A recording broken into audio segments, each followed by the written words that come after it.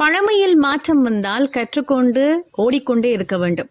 மாற்றங்களை ஏற்க மறுக்கும் பொழுது சில நேரங்களில் அது விபத்தாகவும் பாரிய இழப்பாகவும் மாறலாம் என்பதற்கு ஹாங்காங்கில் நேற்றைய தினம் இடம்பெற்ற இந்த பாரிய தீ விபத்து எங்களுக்கு உதாரணமாக அமைகிறது. நீங்க பார்த்துட்டு இருக்கிறது தான் அந்த அக்கினி குஞ்சினுடைய ஆரம்பம்.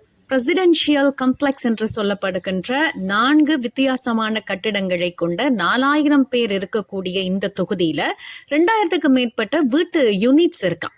இதை ரினியூவபிளுக்காக ஒரு டெக்கேட்டுக்கு பிறகு மீள் கட்டுமான பணிக்காக ஒரு நிறுவனத்திடம் கொடுத்திருக்கிறார்கள். அவர்கள் வழக்கம் போல மூங்கில்களை அரணாக அமைத்து பாதுகாப்பு பணியோடு வேலையை ஆரம்பித்திருக்கிறார்கள்.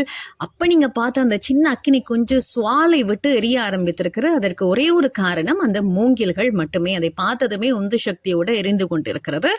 மதியம் 2:49 அளவில் ஆரம்பித்த இந்த நெருப்பினுடைய தாக்கம் மாலை 6 மணிக்குள்ளேயே 5 இலக்க அலாரமாக ஹாங்காங்கில் ஒலித்தது. அதாவது இதுவரைக்கும் ஹாங்காங் பார்த்திராத மிகப்பெரிய சேதத்தையும் உயிர் ஆபத்தையும் ஏற்படுத்தக்கூடிய தீ விபத்தாக இது அறிவிக்கப்பட்டது. கிட்டத்தட்ட 19 மணி நேர போராட்டத்திற்கு பிறகுதான் அந்த தீ கொஞ்சமாவது கட்டுப்பாட்டுக்குள் கொண்டு வரப்பட்டது. இதில் 128 தீயணைப்பு வண்டிகள் பயன்படுத்தப்பட்டிருக்கிறது. 1767 தீயணைப்பு வீரர்கள் பங்கு பெற்றிருக்கிறார்கள். 57 ஆம்புலன்ஸ் வரவழைக்கப்பட்டிருக்கிறது. இறுதியாக சொல்லப்பட்ட அறிவித்தலின்படி 44 உயிர்கள் காவு கொள்ளப்பட்டிருக்கின்றன.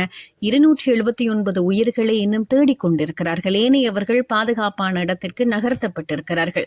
இது ஹாங்காங்குக்கு பாரிய இழப்பாகவே பார்க்கப்படுகிறது.